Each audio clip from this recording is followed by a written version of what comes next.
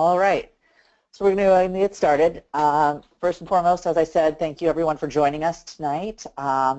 Purpose of this webinar is to just talk a little bit about the recently passed public accommodations on discrimination legislation, and which is now law, which is very exciting. On the webinar we have myself, and we are so we have Jennifer Levi on the line here as well to talk about some of the legal implications about what's happened and where we're at. So with that, we're going to start a little bit by talking about how we got where we are right now, and a little bit of context and history on the trans rights legislation. Before I get into that, actually, just some housekeeping. If you have questions, there is a chat box over on the side, and you can type those in. If you are on the phone or joining us with phone, we will, I think you can unmute. We're having some technical assistance here. So we'll unmute you if you have a question. I believe there's a process of raising your hand, but I think most people seem to be on their computers, so please use the chat function for questions. And then, like I said, we'll answer those at the end of the webinar, just for the sake of timeliness. So please chat us those questions, and we will answer them at the end. Otherwise, like I said, we're going to start first with how we got here and how we got to the legislation, which is now law. So we're going to start with, we first began introducing this legislation and introducing trans rights legislation on the statewide level back in 2007. And that, I think, is news to a lot of people. There's this assumption that trans rights are relatively new, and that is actually quite false. We've been filing this for a number of years, and there have been advocates, including Jennifer Levi on the webinar here, who've been fighting for this even before that, fighting for trans rights in Massachusetts. One of the questions we often get is, didn't we already pass public accommodations non-discrimination? And the assumption is that it was part of the 2011 legislation, which actually passed and went into effect in 2012. The 2011 legislation actually did not cover public accommodations. It covered employment, housing, education, credit and lending, and also added gender identity to the statewide hate crimes law. Initially, public accommodations were a part of that, but unfortunately those were stripped later as it moved towards passage. The why of that, and Jennifer could possibly speak to a little bit of this, but there was a miscommunication for many people about what public accommodations actually means. Many of us have heard the unfortunately derogatory statement of the bathroom bill. Public accommodations are not bathrooms. Public accommodations, we'll talk about this in a moment, but public accommodations are much larger than that. And I think that there was some misunderstanding back in 2011 about what public accommodations actually meant. And then also for some context, there's a picture of the signing, which is great. And also for some context, we actually filed this legislation that just passed back in 2014, and it unfortunately stalled in committee. So this fight that we were in and now have won with passage is something we've seen, we had seen before, but unfortunately didn't go as far as where we are now. So some great wins, but that's just a little bit of context, a little bit of history of the legislation and how we got to where we are now. So some other thoughts about how we got here. Many of you are familiar with the Freedom Massachusetts campaign. Freedom Massachusetts is a coalition of organizations, including the Mass Trans Political Coalition, and GLAAD, and Mass Equality, PFLAG, Freedom for All Americans, HRC, Bagley, and so many others. I can't even begin to name each and every single one of them. But all of these organizations contributed to this win in different ways. And so it's important to know that Freedom Massachusetts campaign is just that, a coalition and campaign. It's not its own standalone organization, but an entity created by all of us working together. And the last thing I want to say about how we got here is the fact that we couldn't have been here, we couldn't have gotten where we are now without you. Without the folks who volunteered, who phone banked, who came to the lobby days, who came to every event and lobbied their legislator, called the governor, all of those things that you did really contributed to the win. And so we couldn't have done it without your contributions, without your hard work. And so if you take nothing more away from this, I do want to say thank you. Thank you to everybody who participated and made where we are today a reality.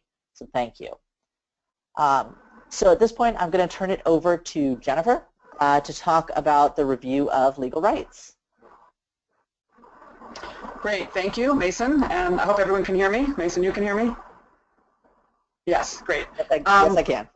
Okay, so I also want to echo some of the things that Mason said, in particular the tremendous words of thanks to the community, family members, supporters, organizations, businesses, faith communities who have worked for many, many years to get the protections that we now have under Massachusetts law. This is very much a long-term civil rights struggle, and the goal is, of course, passing a law to ensure that we have comprehensive protections, but ultimately the goal is really to shift the culture and the climate so that transgender people are fully incorporated in all walks of life. And if you want to shift the slide, I did want to say a little bit about what happened in 2011, because as Mason said, there had been legislation introduced since 2007 trying to revise the Commonwealth's non-discrimination laws. And I also want to say that the work that we have done really dates well before that, and in fact it goes back to 2001 when the Massachusetts Commission Against Discrimination, which is the state agency responsible for enforcing the non-discrimination laws, issued two very important decisions. And those were decisions in which that state agency recognized that existing state sex discrimination laws protect transgender people by MCAD's interpretation. But notwithstanding that, we knew that it was essential not just to have the law protecting transgender people, but having a law that states clearly and explicitly that transgender people are protected. Because, of course, one of the ways that we ensure protections under the law is, when necessary, bringing lawsuits. But what laws also do is that they send a message, make a statement about public policy, independent of the enforcement mechanisms behind them. And so what we sought to do in 2007 was to make clear and express throughout the Commonwealth's laws what had already been happening in reality with regard to MCADs taking claims of discrimination against transgender people. And so what the bill in 2011 did was to add the term gender identity to different provisions of our state law, including a law called Chapter 151. Actually, I'm not quite there yet, but thank you. I'll let you know. So including changes to Chapter 151B, which ensures protections against discrimination in employment, housing, and credit. We also revised the state safe schools law, and we also added gender identity to the hate crimes law.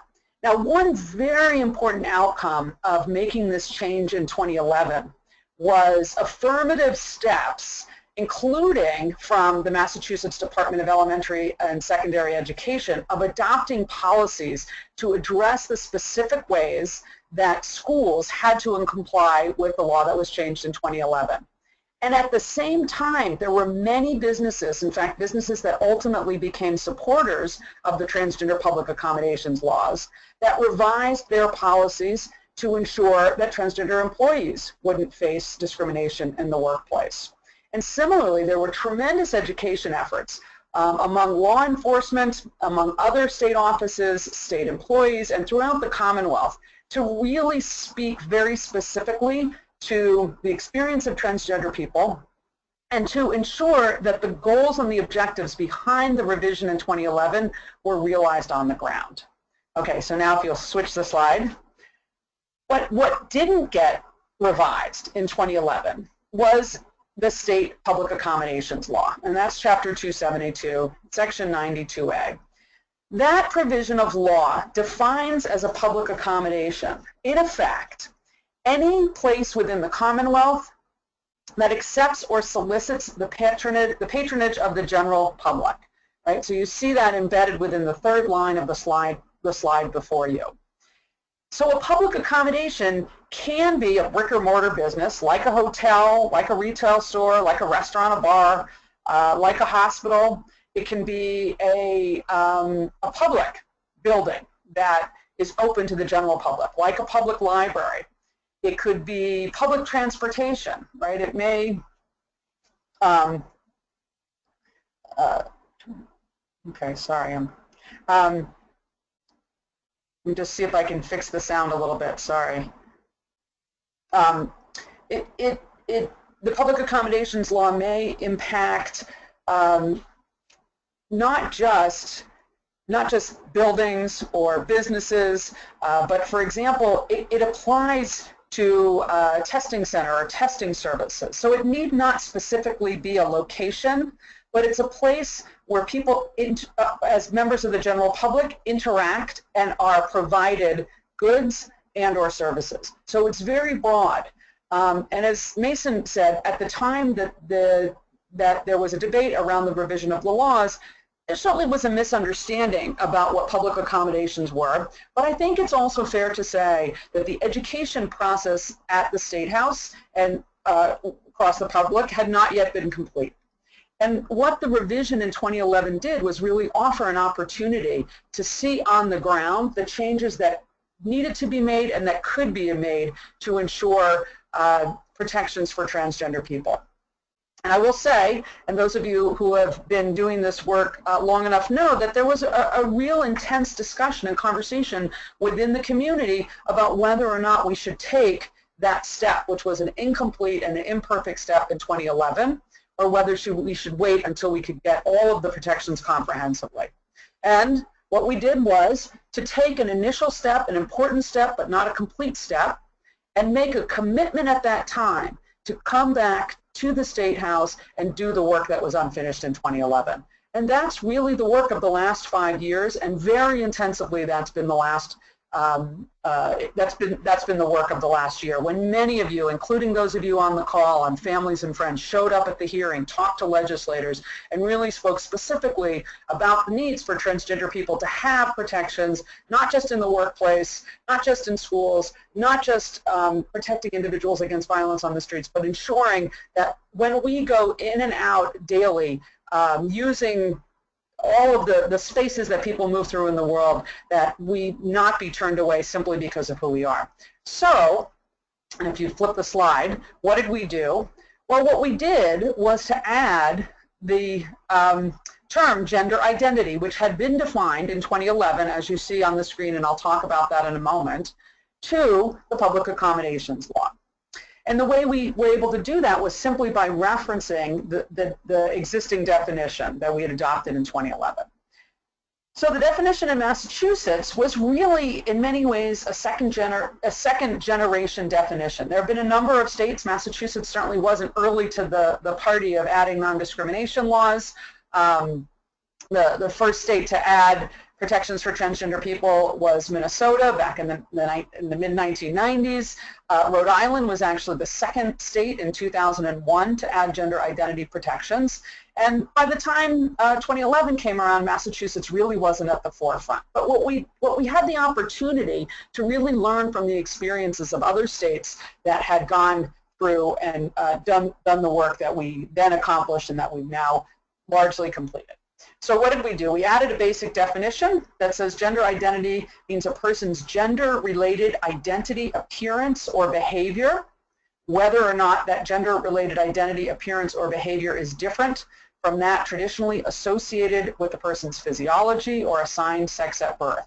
And so it captures not just identity, that internalized sense of someone, of who someone is as male, female, a combination of those identities, but also appearance and behavior, because we wanted to ensure that that the definition would be as broad as possible to protect anyone within the community that we really were working, that we have been working for, which includes transgender people, but also includes gender non-conforming people, gender queer people, and beyond.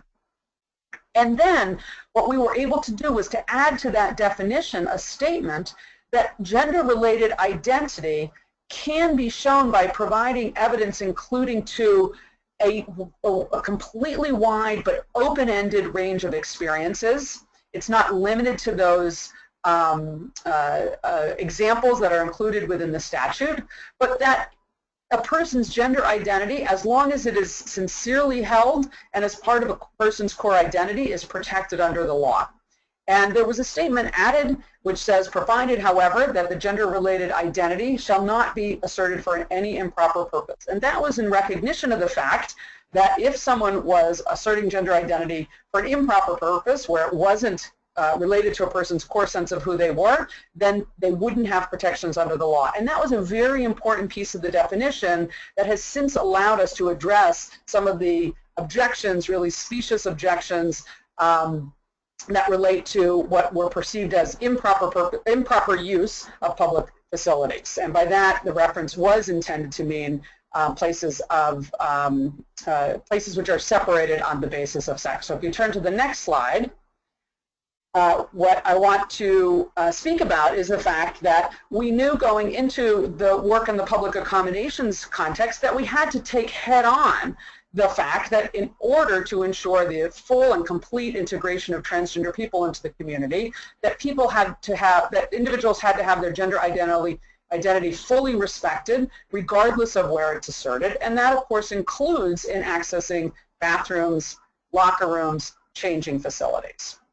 Now, it happens that our existing public accommodations law, because of the addition of the term sex to, meaning the public accommodations law prohibits discrimination on the basis of sex, and that might, if interpreted literally, prohibit an entity from even having separated restroom facilities. And we went into this work saying that we didn't intend to change the underlying conventions which authorize access, which authorizes having separate spaces for restrooms, shower facilities, locker rooms, etc., to be accessed by individuals who identify as a man or individuals who identify as a woman.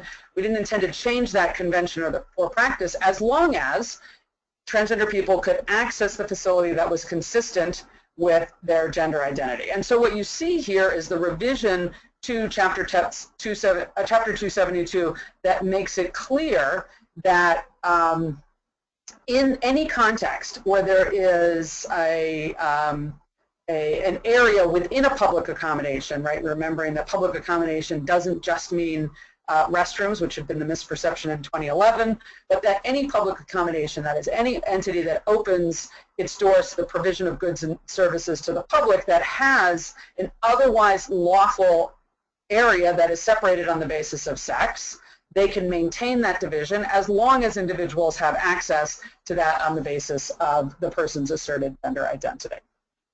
And if you'll turn to the next slide, so there were lots of questions, and for many of you who were at the hearings, you heard these questions about, what can an entity do if it believes that somebody is using a sex-segregated facility improperly, or what if someone is, masquerading as a woman in order to, a person who is a man, not a transgender individual, but someone who's going into a women's restroom to create a problem. How can facilities address those concerns? And there's a provision that was added into the bill, which is Section 4 of the Transgender Public Accommodations Law, that does two things. One is it authorizes the Mass Commission Against Discrimination, again, that state agency which has been accepting discrimination claims filed on behalf of transgender people since 2001. It authorizes that state agency to adopt rules and regulations to make recommendations to bring about the purposes of the Act, and specifically to develop policies about when and how gender identity can be evidenced. Now, one thing I want to say about that is that, as I said, MCAD has been accepting claims on behalf of transgender people since 2001, and the policies and or rules that can be adopted by MCAD have to, of course, be consistent with the full guarantees of the state law as it has been amended. Second thing it does is to authorize the Attorney General's office to also develop policies or guidance and you can see the language up on the screen, for referring to appropriate law enforcement agency or other appropriate authority for legal action, any person whose assertion of a gender identity is for an improper purpose. Now, there were two reasons why this provision was specifically added to the law. One was, of course, to address the raised concern at the hearing and the debates about what public accommodations could do if they believed that somebody was improperly accessing a sex-segregated facility. So that was purpose one behind this language. Purpose two was to ensure that there was guidance issued from the Attorney General's office that would let public accommodations know circumstances under which they could not question transgender people or could not create barriers for transgender people who were seeking and are seeking access to any public accommodations based on the individual's asserted gender identity. The third thing I'll say is that, as you can see, there was a provision that sets up the time frame for the development of the guidance from both the Mass Commission Against Discrimination and the Attorney General's Office to be issued by September 1, 2016. And the reason for that date was so that the guidance would come out in advance of the effective date of the law, which, don't throw up the next screen yet, but you'll see in the next screen, goes into effect on October 1. But the thing I wanted to say about, in particular, the guidance that I think we can anticipate coming from the Attorney General's office is that it was completely the understanding both of the legislators who supported the law, but also of the Attorney General's office. And I will say that our Attorney General has been incredibly supportive all along the way, testifying at the hearing, really taking a central role of in helping to develop support for the bill, and of course, being right out there in front the day of the public signing. But what has been crystal clear is that the guidance that we can anticipate is guidance which will explain that the only circumstances under which a transgender person should be questioned or excluded from, actually I shouldn't say a transgender person, but any person who should be questioned or excluded from using any facilities within a public accommodations is if the person is engaged in unlawful conduct. And other than that, the law recognizes that the assertion of a person's gender identity, where that gender identity is sincerely held, is protected under the laws that's been revised. All right, now to say, you can flip to the next slide and then kind of quickly even go to the one following. The law goes into effect October 1. That is actually an aggressive date for the enforcement date. Laws typically go into effect 90 days after the governor's signature. This law was passed with an emergency preamble, which means that it is responding to an immediate and pressing concern. And as a result of that, the legislature set an effective date, which is before the standard 90 days before a law goes into effect. So that is a good and important date of effectiveness of the bill.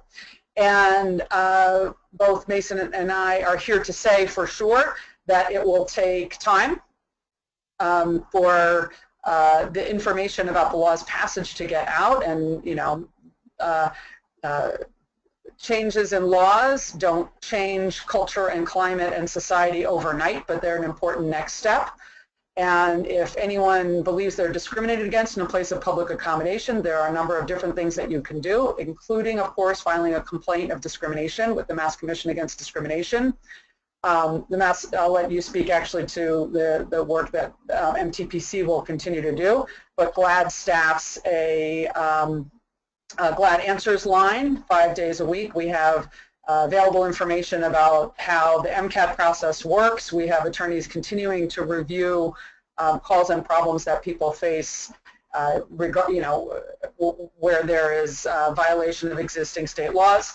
And I will say that the experience has been that, of course, by the passage of the law in 2011, there has been significant change in understanding about transgender people throughout Massachusetts, but there is much work that remains to be done. And Mason, I'll let you pick it up from there and also talk some about next steps, and I'm happy to chime in as well.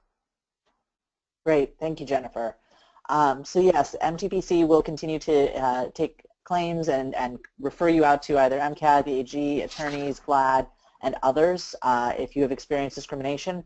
We also provide support one-on-one if you're experiencing discrimination to make sure that you have community members in your corner working with you. And we do that for issues of discrimination as well as name and gender marker change and a whole host of other things to provide support one-on-one with you throughout that, your charges, your claims, your anything that you are experiencing, we will provide that support. So, and just a quick reminder, we've gotten a few questions. We're going to be answering those at the end. So if you submitted a question, hang in there. We will make sure that you get your questions answered at the end of the webinar. But moving on to some next steps. So as Jennifer mentioned, the guidance from MCAT and the AG is due by September 1st. And then October 1st is when those full protections go into place, which is very aggressive and really something that we are excited that is going into effect so quickly. Some unfortunate news that we just got a few hours ago. MFI, also known as the Massachusetts Family Institute, did put forward a ballot initiative for 2018 to repeal this. And Jennifer can speak a little bit to this, but what I want to say is that this is not for certain on the ballot yet, and it is definitely not going to be on the ballot for 2016. However, there is a possibility of it being on the 2018 ballot where these rights will be on the ballot. There are a number of hurdles that they have to clear, thousands of signatures that they have to collect before it's certain, but they have decided, their organization has decided to take that on. MTPC, and I know GLAAD, and I know a number of other coalition partners are here for that fight. We're not going to stop. We are going to fight this as much as we can to the fullest extent possible. Not only that, but we have a number of amazing allies who are going to fight with us, including the Attorney General, including the businesses, the sports teams, the faith community, and so many thousands of others who are with us. Jennifer, do you want to speak a little to that as well? Yeah, I do.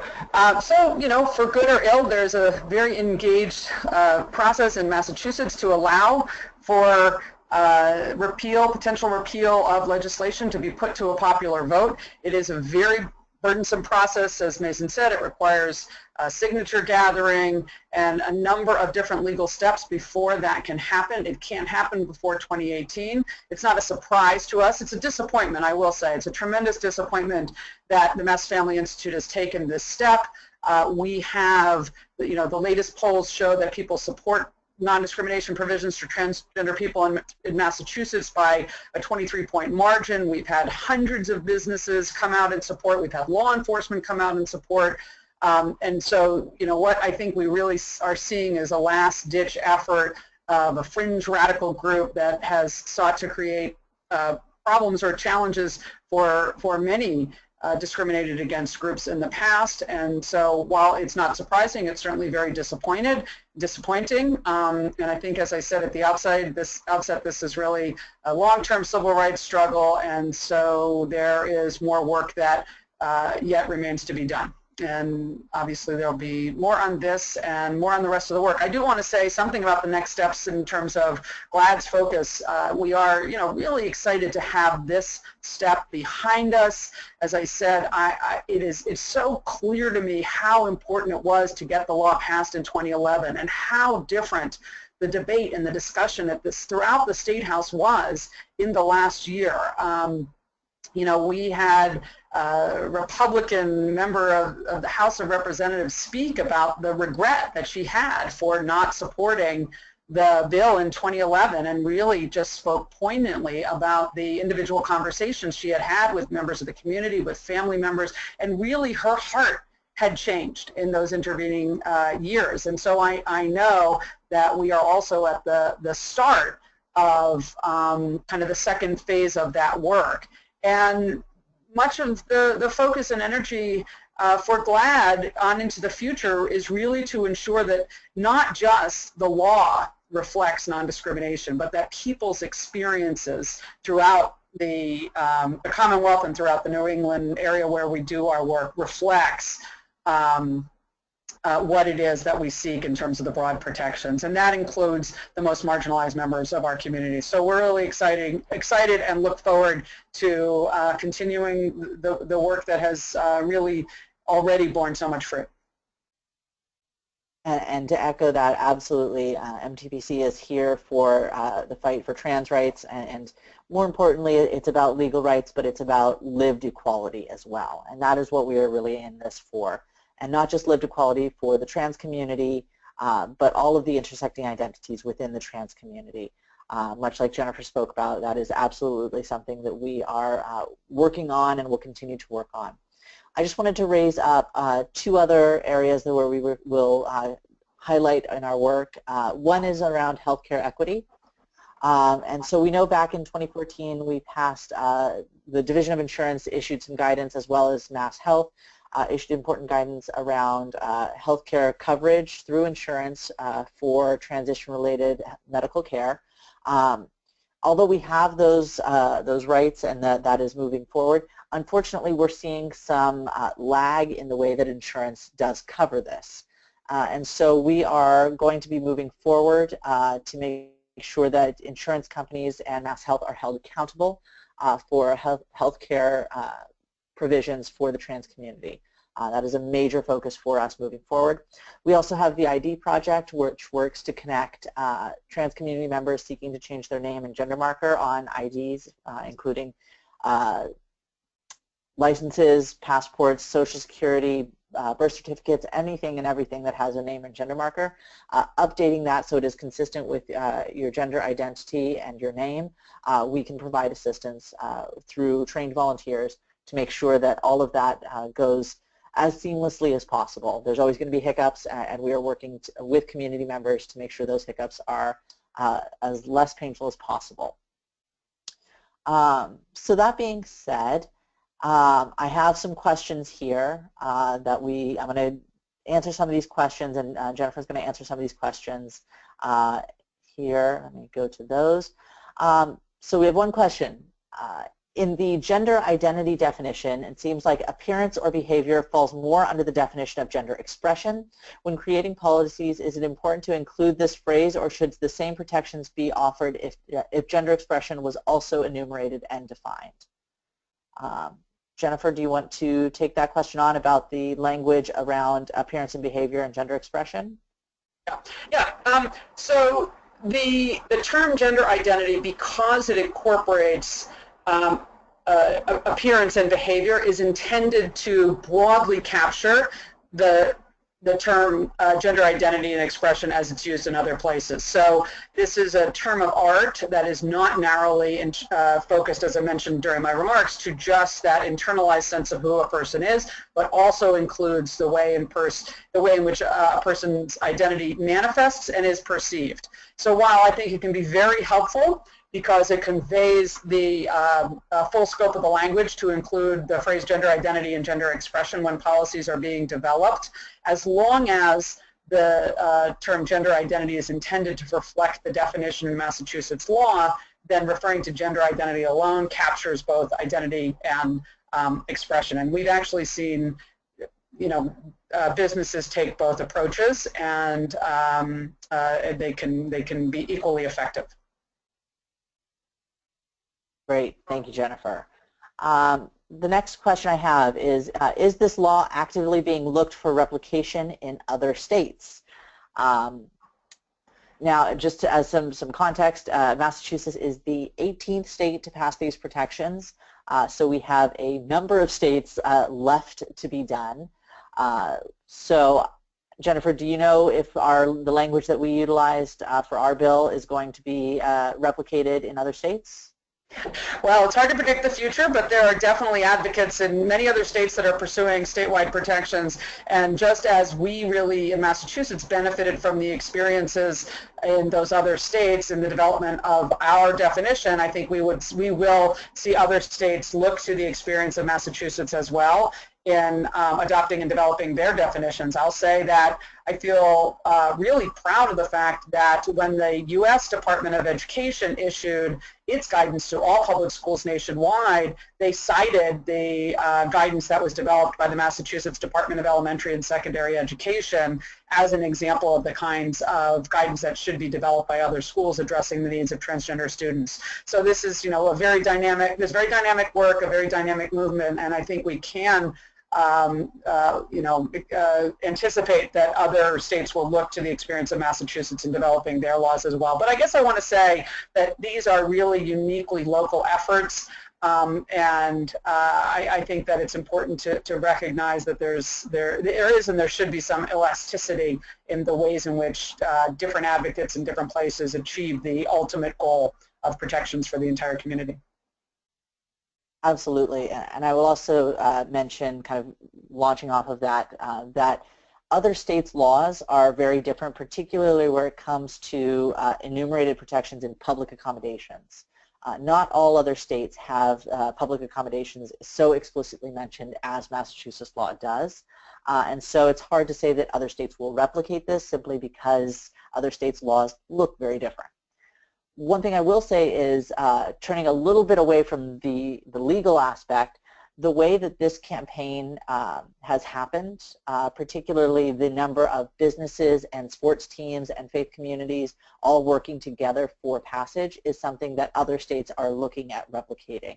I was at a conference over the weekend where some state leaders were talking about, oh, we've never had sports teams come out and support, so replicating that element, although the New England attitude towards sports teams is a little unique and not necessarily something you see in other states, but that is an important advancement. Is not just about the legal protections specifically, but also the way that coalitions work together that hopefully will be replicated in the future. Here's another question. What does it mean for people who are non-binary that people may access sex-segregated spaces? I.e., could this law be read that a genderqueer person accessing a men's locker room be found at fault, since technically speaking this person's gender is not male or as a man? Jennifer? I think that the law is protective, including of non-binary people, because what I anticipate we will see coming out of the Attorney General's office is clarification that as long as someone isn't engaged in unlawful conduct, they shouldn't be questioned with regard to any, demonstration of proof of their asserted gender identity. Now, I realize that is potentially problematic for somebody who has to make a choice in that moment between using a men's facility, a men's restroom or a women's restroom. But the law shouldn't create a hurdle for the person accessing the one that they think most closely fits their asserted identity. So there's, I think there are more questions to address ongoing in terms of the way to make the law most closely speak to the experience of gender non-binary people, but there should not be problems with people accessing the sex-segregated spaces that exist, and to the extent that those issues do arise, I really would ask people to reach back to our organization so that we can follow up with those challenges that people continue to face. Great, and my comment to that specifically for those who are non-binary out there and concerned about safety and access to public spaces, and including sex-segregated spaces, is to use facilities that you find that you will feel safest in, and prioritize your safety. The legal challenges and the legal issues will be something that we can address, but to always have a mind for your safety and comfort, and using the facilities that will align you so that you feel safe and comfortable. So that is my 2 cents on that, a little bit more real-life example and real-life concerns to make sure that you are all safe and comfortable when accessing public spaces. Here's another great question. Will churches or religious organizations be able to insulate themselves from the law in terms of public accommodations and access to gender-specific groups or activities? I'm going to kick that over to Jennifer first. I mean, no, they should not, to the extent that they operate places that provide goods and services to the public. So, you know, again, I think this is an area where we may well potentially see challenges, but we did also have a tremendous amount of support from the faith community, and, you know, many supportive churches and other religious institutions are really moving along in terms of supporting the transgender community, but there's no exception or exclusion under the law for those religious entities. And so again, it's not that I can say we won't see any challenges or difficulties as we move to, you know, a legal system where the law completely applies, and we definitely want to hear about those, but there should not be a way for religious institutions to, you know, exempt themselves from the scope of the law. Here we go. Sorry, muted myself. Thank you, Jennifer. And so I think that religious challenges to these laws are something that are cropping up all over the country, and so it is something to absolutely be aware of, but it is not something that is explicitly pulled out of the protections that we have here. So hopefully that will remain such, and we won't have the same challenges that other states are having with religious exemptions. The next question, are there trainings being arranged for public agencies and their leaders, like public schools, about what this will mean for their organizations? I just want to quickly mention, as Jennifer mentioned in her comments, that schools are already covered. Public schools were already covered in the 2011 bill. And so public schools have the Department of Elementary and Secondary Education, or DESE, guidance that they should be following. If you have experienced discrimination in public schools, please let us know. I mean, if you've experienced any discrimination, please let us know. But there are already those protections, and so if that's something you experienced months ago or years ago, please let us know so that we can make sure to address that. And then Jennifer, if you want to take on the rest of that about trainings. Sure. I mean, I don't know. I have not heard. I mean, it's been pretty recent since the law has been passed, and I haven't heard of any trainings that are currently scheduled. But I think we can anticipate that the different human resources offices within a range of different entities, including private and public agencies and organizations, will begin to incorporate the phrase gender identity within their policies, and that means that they're likely to also have to include them in trainings. But I certainly would hope that we would see that training and education, and I know MTPC is prepared and ready to be a part of those when the opportunities arise. And again, I think there may well be opportunities to request those to the extent that we hear about in their reports of violations of the law once it goes into effect. Absolutely, and yes, MTPC does provide trainings about how to be trans-inclusive in all spaces. We do those trainings for schools, for hospitals, for colleges, for law firms, for anybody really willing to listen and ready to listen about non-discrimination, and I'm hoping we see an uptick in those requests for trainings in the next few months. I'll also say that the guidance from the Attorney General and MCAD will be pivotal in opening that door. So as soon as that guidance is issued, hopefully we'll see folks contacting us to clarify that guidance and clarify what this means, as well as taking it to the next step and being truly an ally and advocate for trans rights in their spaces. So we have one question, and it goes back to the previous slide about the survey. So MTPC will be releasing a survey of what people's lived experiences are at the moment, kind of a needs assessment in the community to really determine what is next for trans rights in Massachusetts. If folks are seeing higher amounts of healthcare discrimination and healthcare concerns, then we will take that on more heavily. If there are issues with shelters, we will do more trainings on shelters. I often say MTPC's role in this is not necessarily to dictate strategy or where we go, but to listen to the community and move forward with the community needs. So we will be issuing a survey in the next few weeks here to talk about what's next for MTPC and what our priorities will be. So that's what the survey in the last slide was specifically referencing. And one last question we have here. I work with hospitals and specifically ERs where I had heard concerns about trans people being turned away. How does this impact hospitals and maybe ERs specifically? So Jennifer, I'll turn that over to you. Sure. To the extent that emergency rooms open up their spaces for the provision of goods and services to the public, which they do, they are subject to the law, and that means that transgender people can't be turned away who have medical needs at an emergency room. And similarly, the law would extend to ensure non-discrimination in hospitals. And I will say that there has been, I know, a number of efforts and much more work to do to develop policies within hospitals to ensure the safety, the privacy, the dignity of transgender people. And again, if people are facing certainly being, turned away from an emergency room or denial of provision of services in hospitals, please reach out to our groups and let us know. Those are absolutely areas of high priority for all of us, and we want to make sure to follow through and ensure and address the problems that are arising.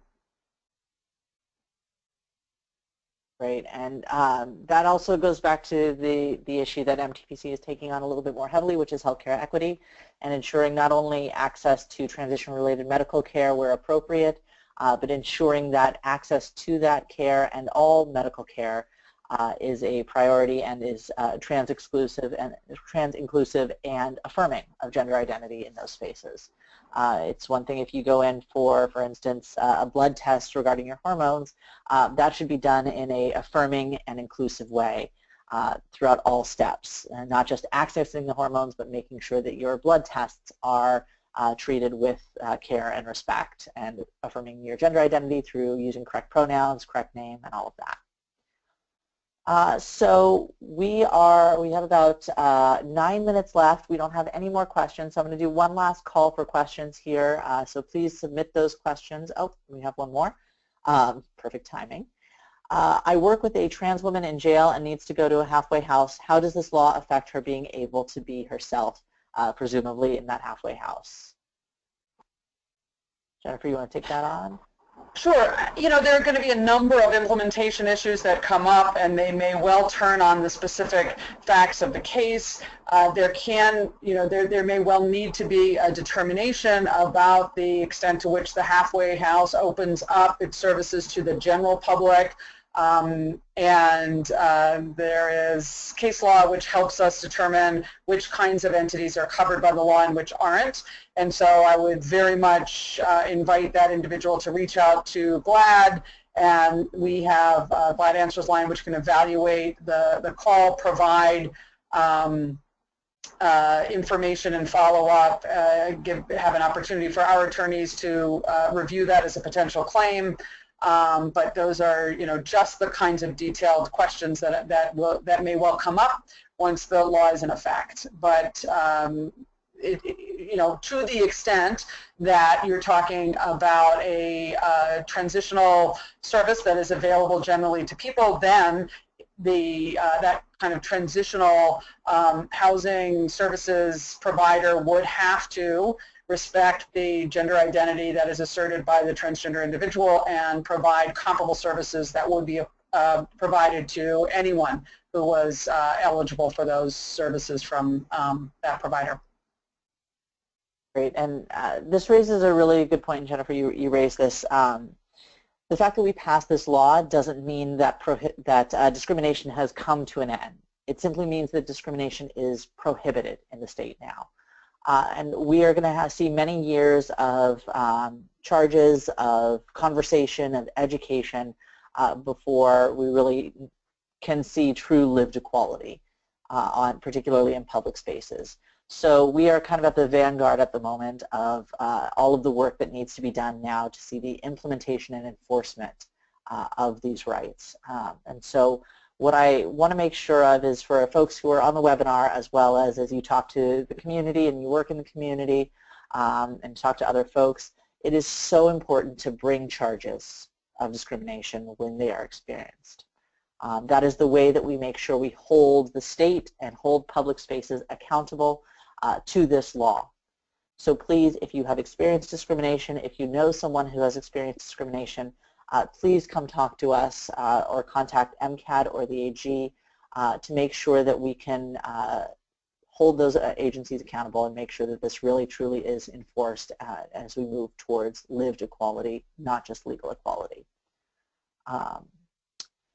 So with that, we don't have any more questions. I do want to thank, first of all, thank you, Jennifer, for joining us for this webinar and helping guide us through some of the complicated language and intricacies of the law. It's deeply appreciated.